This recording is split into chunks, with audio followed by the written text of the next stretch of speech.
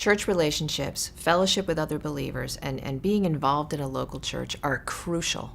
God designed us to be in community. We're not meant to be go-it-alone Christians. That's not how the Christian life works.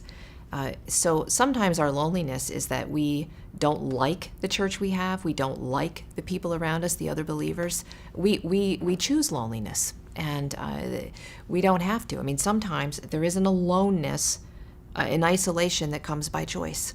And the remedy for that is to get involved with a community of believers. And I think it is so vitally important that if we look around our lives and say, well, I just don't have that in my life, it's not possible where I live, or my job took me away from that, then maybe we need to quit our job and move somewhere where we can have it.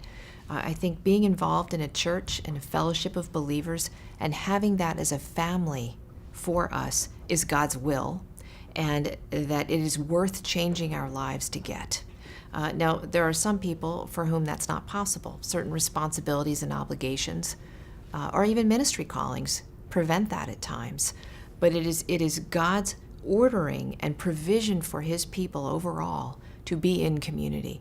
In Psalm 68:8, he says that the psalmist says that God sets the solitary in a home. And what he means by that, he's talking about in the fellowship of God's people. That is, we can know that if we pray for that, that is a prayer request that God delights to answer. We know that that is his will for us.